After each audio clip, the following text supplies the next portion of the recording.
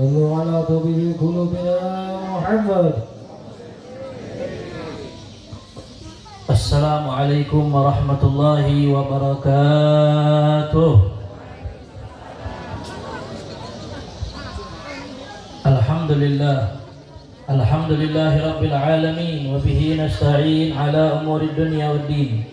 Wassalatu wassalam ala sayyidina Muhammadin sayyidil mursalin wa ala alihi wa sahbihi haqqa qadrihi wa miqdarihi al-azim. Subhanaka la ilma lana illa ma 'allamtana innaka antal alimul hakim. Wa tub 'alaina innaka antat tawwabur rahim. Ighfir lana warhamna wa anta khairur rahimin. Fansurna 'alal qaumil kafirin. Rabbi shrah li sadri wa yassir li amri wahlul 'uqdatam min lisani yafqahu qawli.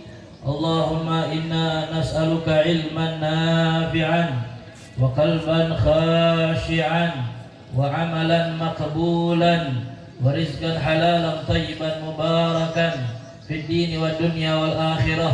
Allahumma barik lana fi auladina wa banatina wa la tadurruhum wa waffiqna wa iyyahum li ta'atika warzuqna birrahum birahmatika ya arhamar rahimin. Walhamdulillahi rabbil alamin.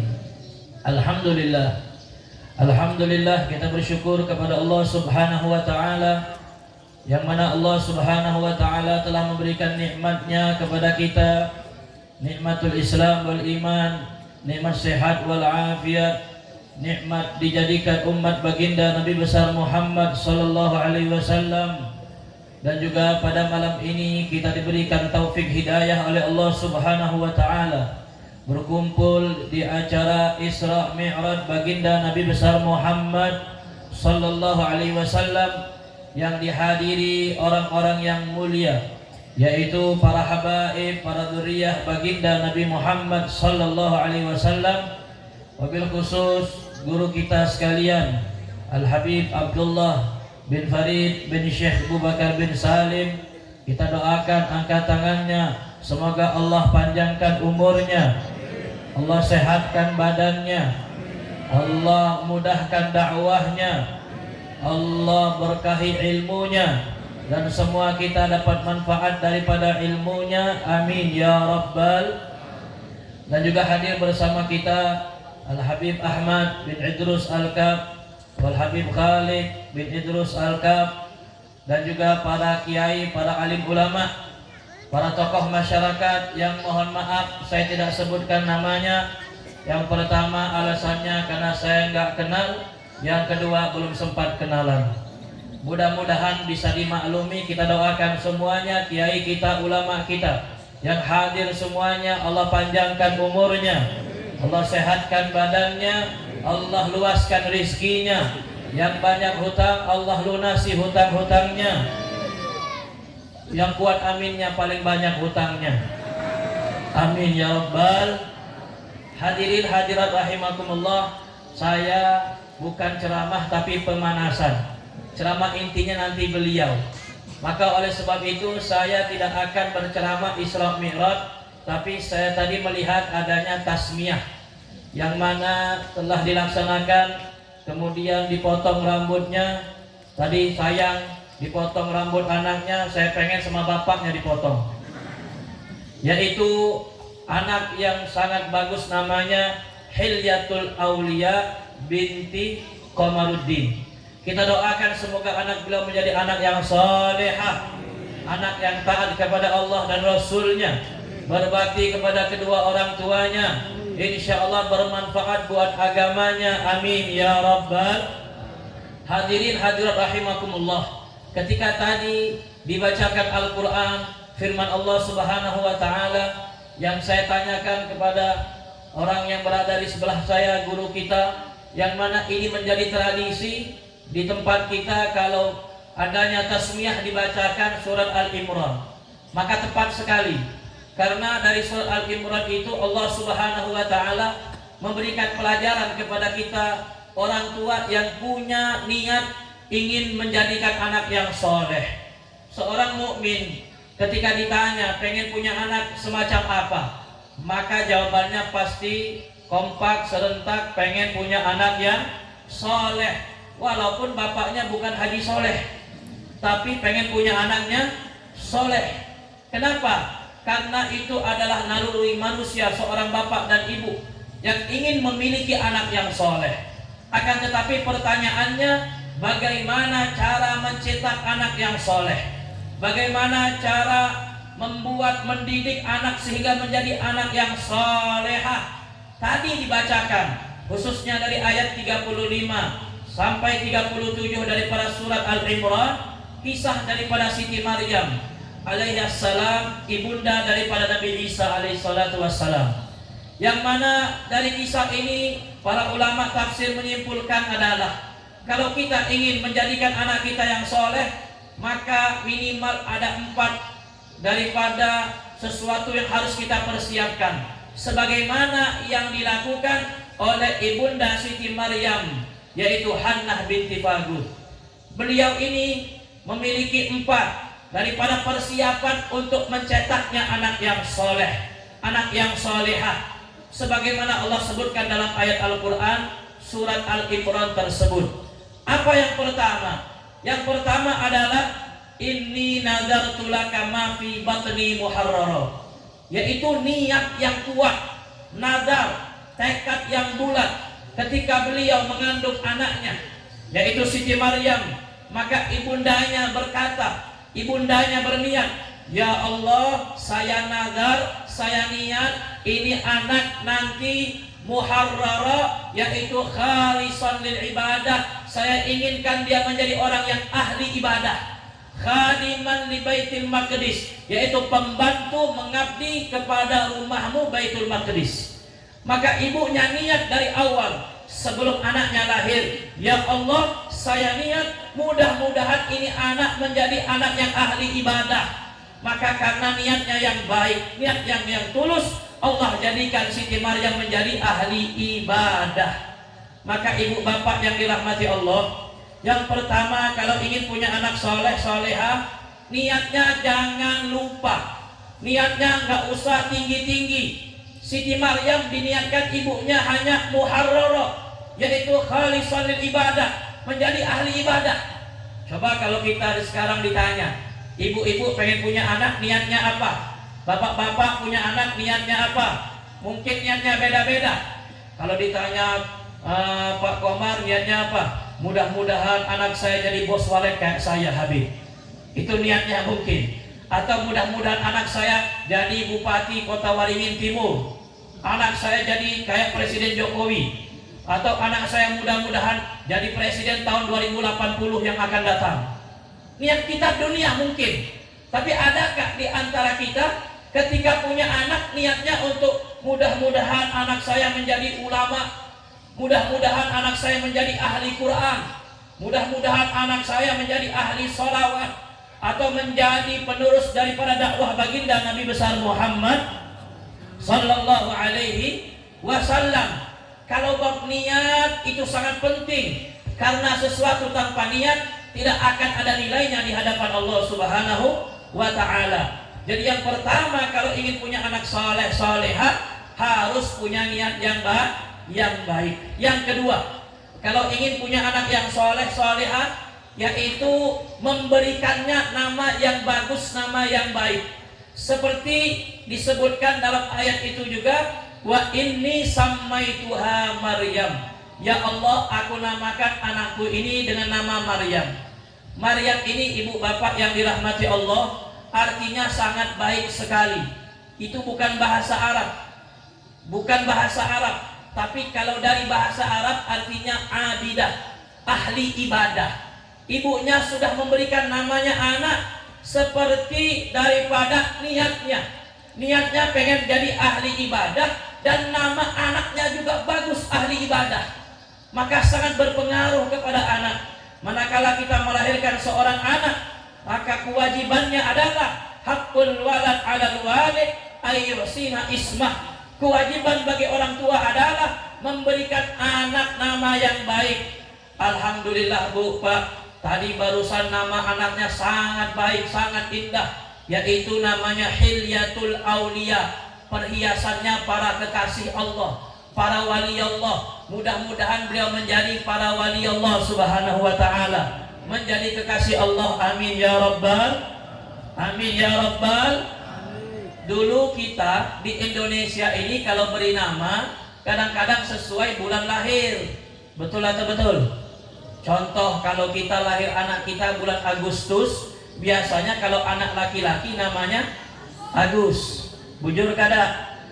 Kalau namanya perempuan paling-paling Agustina. Kalau lahirnya bulan Februari maka anaknya Febri. Kalau enggak Febrianto. Bujur kada? Bujur kada? Kalau lahirnya bulan Juli namanya Julia Perez. Ada Ijul ada. Kadang-kadang kita kasih nama sembarangan aja, lihat dari bulannya, nggak ada ajarannya begitu, nggak ada. Kadang-kadang lihat daripada kejadian lahirnya, tanggalnya berapa, bulannya apa. Di Bandung itu pernah ada orang, ketika itu dia mau taubat insaf, anak pang, tatoan semua ikut majelis. Maka ketika ditanya siapa namanya, Habib, nama saya Pandura Sela. Apa artinya Pandura Sela? Pandura Sela itu artinya Bib, pandu pantat duluan. Karena waktu lahir pantatnya duluan, Bib. Terus raselanya apa? Rabu September lahir. Enak kali orang tuanya kasih nama. Apa maknanya, apa artinya? Di dalam Islam nama sangat penting. Nama adalah doa. Kalau kita memberikan nama kepada anak yang baik, maka insya Allah anaknya juga baik. Kalau seandainya memberikan nama anak yang enggak baik, maka insya Allah anak juga enggak baik. Na'udzubillah min. Na'udzubillah min. Kalau orang Sunda memberikan nama, karena saya dari Bandung, jadi ceritanya orang Sunda. Orang Sunda itu kalau beri nama dia pak gampang, ngambil nama bapaknya, ngambil nama ibunya, digabungkan aja, udah selesai. Ada di sana nama bapaknya Abbas, nama ibunya Kokom, nama anaknya si Baskom. Abbas dan Kokom jadinya Baskom. Yang lebih parah ada lagi nama bapaknya Mang Tata, nama ibunya Bu Nyai, nama anaknya Astagfirullah. Parah mereka. Padahal itu bukan ajaran Islam, bukan ajaran kita. Ajaran kita kata Rasulullah, innakum tud'auna yaumal qiyamah bi asma'ikum wa asma'i abaikum fa ahsinu asma'akum. Kalian nanti di hari kiamat dipanggil dengan nama kalian, nama ayah kalian, maka kasih nama baik untuk anak. Kalau orang tua kita yang tahu agama gampang kasih nama anak, ambil aja daripada Al-Quran, ambil daripada hadis Nabi. Ada orang yang punya 3 anak, nama anak pertamanya, kedua, ketiga semua dari Al-Quran. Anak pertama Abdurrahman dari surat Al-Fatihah, Bismillahirrahmanirrahim. Anak kedua Abdurrahim dari Fatihah juga. Anak ketiga Abdul Malik, Maliki Yaumin. Enak pak, nyaman. Kalau anak dari Fatihah gampang. Kalau anaknya sore-sore main layangan gak pulang-pulang, tampang bapaknya cuma teriak aja, anak-anak pulang, man pulang man, pulang gak nyaut juga, gampang teriak aja, Al-Fatihah, datang semuanya. Karena namanya dari Al-Fatihah, gampang. Gak usah memberikan nama yang keren, gak usah memberikan nama yang enak dipanggil, jangan. Memberikan nama sesuai dengan Al-Quran, sesuai dengan ajaran baginda Nabi Muhammad Sallallahu Alaihi Wasallam. Mudah-mudahan dengan nama yang baik Hilyatul Aulia menjadi dengan orang tersebut orang yang dicintai para wali Allah, menjadi orang yang dicintai oleh Allah Subhanahu Wa Taala. Amin ya Rabbal. Yang ketiga, wa inni u'iduha bika wa dzurriyyataha minasyaitonir rajim. Ibundanya bilang, yaitu selalu mendoakan anaknya. Siti Maryam didoakan ibunya, inni u'iduha bika wa dzurriyyataha minasyaitonir rajim. Ya Allah, saya berlindung kepada Engkau untuk anak saya daripada godaan setan yang terkutuk. Karena doa ibunya, anaknya dijaga oleh Allah. Anaknya nggak bisa disentuh oleh setan.